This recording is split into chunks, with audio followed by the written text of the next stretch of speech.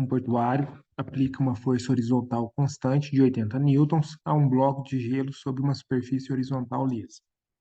A força de atrito é desprezível, o bloco parte do repouso e se move 11 metros em 5 segundos. Letra A, qual é a massa do bloco de gelo?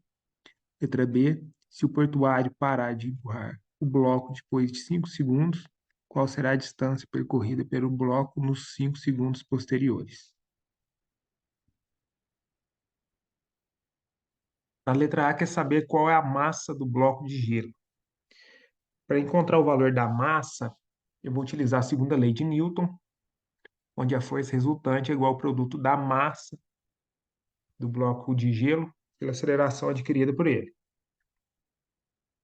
O exercício forneceu os dados da força, porém da aceleração ele não forneceu. Então a gente vai ter que encontrar o valor dessa aceleração para poder calcular o valor da massa.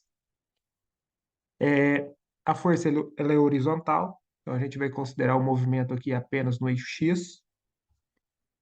E para encontrar o valor dessa aceleração, eu vou utilizar a equação horária da posição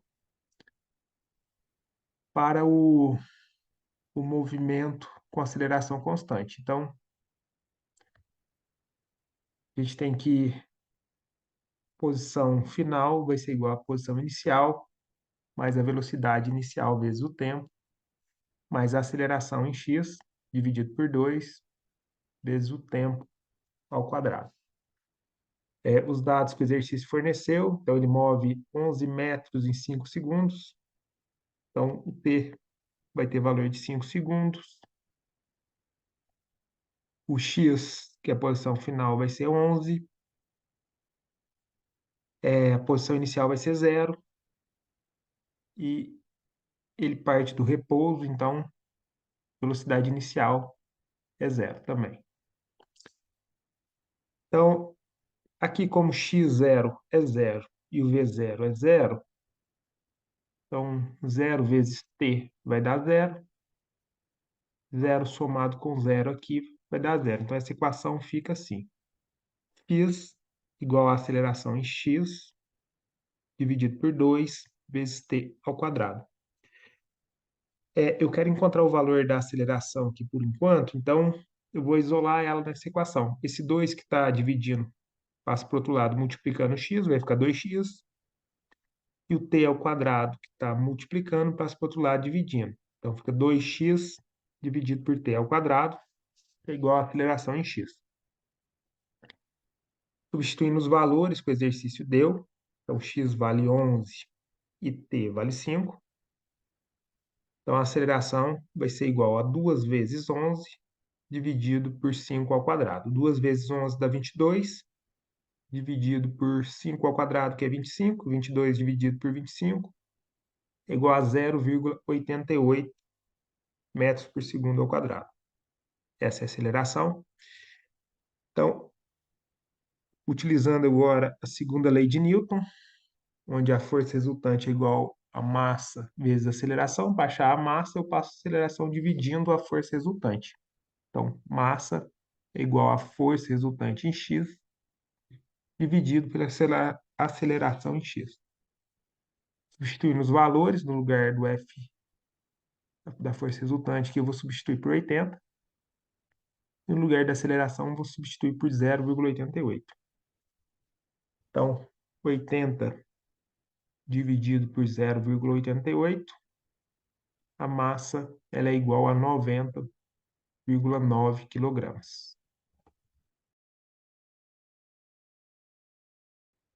A letra B está falando o seguinte: se o portuário parar de empurrar o bloco depois de 5 segundos, qual será a distância percorrida pelo bloco nos 5 segundos posteriores? Então, aqui a gente vai ter dois tipos de movimento. Enquanto o portuário está empurrando o bloco, ele está exercendo uma força sobre ele. Então, envolve um movimento aqui com aceleração, né? Já que tem força, uma força constante, vai ter uma aceleração também constante. A partir do momento em que ele para de empurrar, a força deixa de agir sobre o bloco, então a gente vai ter um movimento em que a aceleração é igual a zero. Isso implica num movimento retilíneo uniforme, onde a velocidade vai ser constante.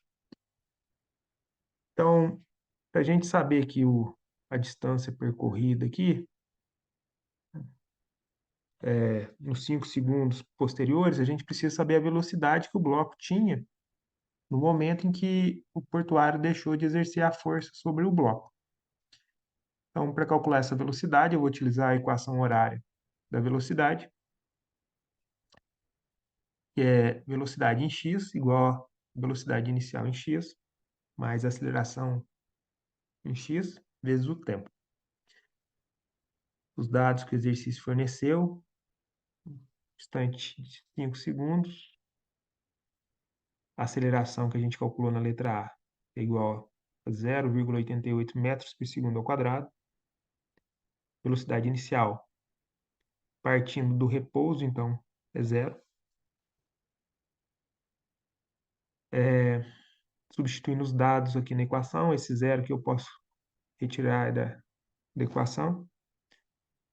Então, velocidade vai ser igual a 0,88 vezes 5, que é igual a 4,4 metros por segundo.